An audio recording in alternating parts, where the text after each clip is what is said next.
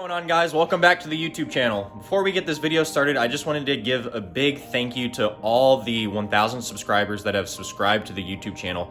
I'm pretty sure I had filmed the previous video by the time that, I gained 1,000 subscribers, but I completely forgot to say thank you in that video. And so in this one, I'm saying thank you to all those that have subscribed to this channel.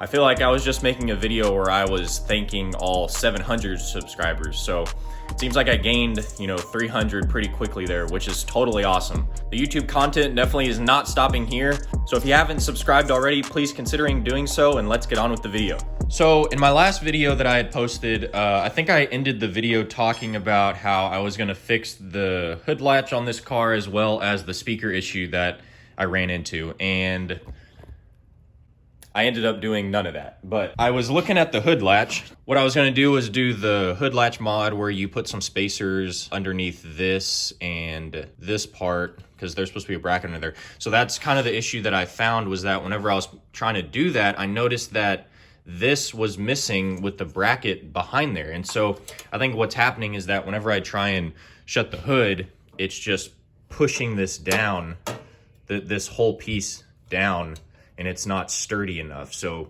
it's just, you're having to slam it super hard to shut it. So my plan is to go out to one of the sheds that I have where I actually have another New Edge car just sitting in there. Me and my brother had bought this car to basically take some parts off of it that we wanted, and then we were debating whether or not we wanted to part it out or do this or that. But I don't think I've ever shown the car on the YouTube channel, maybe once, and it was just kind of in the background, but I don't really remember. I think what I'm gonna do is go out to that shed, and then hopefully that car has what I need for the hood latch. I was looking at some photos and it appears that it does have it. So hopefully I can grab that off of it pretty quickly. And then I'm also gonna look and see if the car has factory Ford fender liners, because this side is completely falling out, and I realize it's because this one is not a factory Ford one. Luckily, the driver's side is a factory Ford fender liner, so it's not falling out of place and it sits really nice. Hopefully that car has a factory Ford fender liner in it. I don't think that I'm gonna take it out of the car today, but I'm just gonna check and see if it is a factory Ford one. So I'm gonna go ahead and hop into that dink machine right there and head out to the shed and grab the part that I need.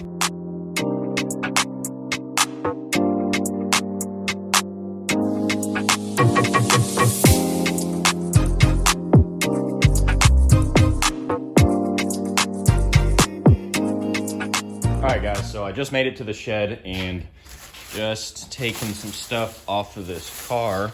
We had it masked up like this because this is the shed that I painted the bumper for my Owen Cobra, if anybody saw that video. But looking at the hood latch, it appears it does have that screw right there, and yep, there's the bracket we need. I haven't really been out here in a long time to see this car and completely forgot what this thing even looks like.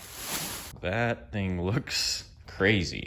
So basically just a quick rundown of why we got this car and whatnot. We got it from a guy who lived about 2 hours from here, and he was selling the car for like a pretty decent price for what it was. It was a factory short block with built heads on it, and it had a bunch of Cobra stuff on it. So it had Cobra side skirts, it had a Cobra front bumper, just the Terminator front bumper, Owen Cobra hood. It has a Cobra trunk and spoiler, and it also had a 0304 Cobra rear bumper, which we took that off already.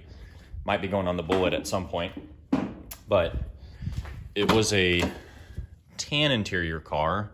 It came with a lot of extra parts as well. I think I've already kind of sold some stuff. Like, it came with an extra intake manifold, came with an extra timing cover. If anybody needs any extra 2-valve parts, I definitely got some here. Like, I have no use for any of those timing covers. I have no use for these intake manifolds, whatnot, unless I do end up putting another motor into this car and getting it running and driving. So what we ended up doing was pulling the motor and transmission out. And right here actually is the short block. You can see right here on top of all the pistons where the valve was hitting. And it might have been from not degreeing the cams properly, or it was because it was a stage 3 cam and it was just too big for this short block. Sold the transmission, might try and sell the short block if anybody wants it. There were a couple other things that we sold off this thing, but I can't really remember right now. I know we sold the front bumper, we sold the hood. But anyways, yeah, that's the story of this car. All right, so like I said before, I was gonna look and see if this fender liner was factory Ford, and basing it off of the texture and fitment, it does appear to be a factory Ford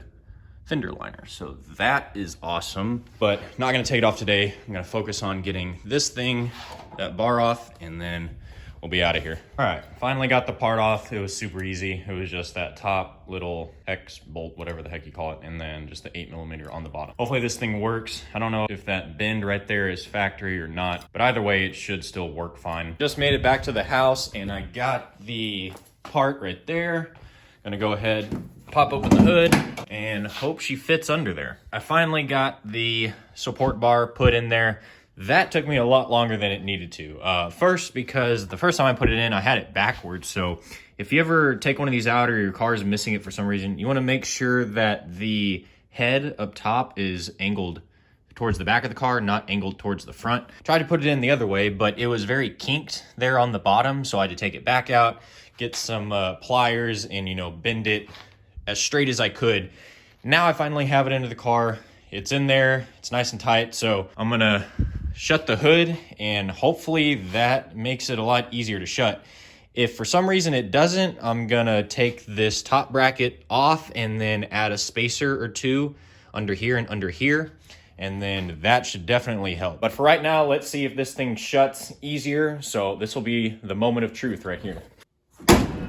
Oh yeah, that was a lot better. It still seemed that I needed to give it a little bit of force to let it shut, but normally I have to drop the hood from like, let me see, from the side of the car. I mean, I have to drop it from like way up here. That time, that reduced it about halfway of a drop. So yeah, that support bar underneath there was definitely needed. I think I'm gonna try and pop it back down just for shits and giggles. Oh, that's beautiful. All right, I'm happy about that. Happy I found the problem. Happy I fixed it. Happy that it cost me literally nothing at all. So now that I've fixed that issue, I think I'm gonna try and tackle the stereo issue that it was having, or the speaker issue.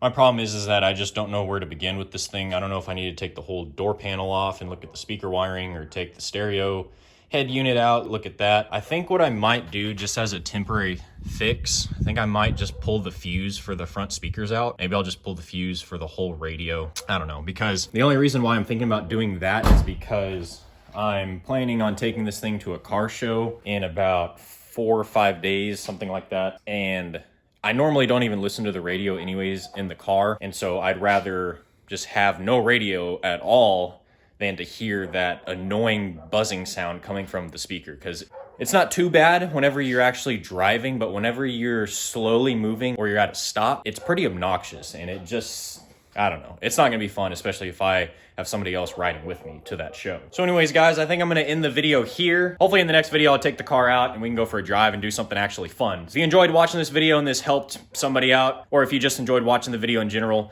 give it a thumbs up. If you wanna subscribe, please subscribe. I'll catch you guys in the next one.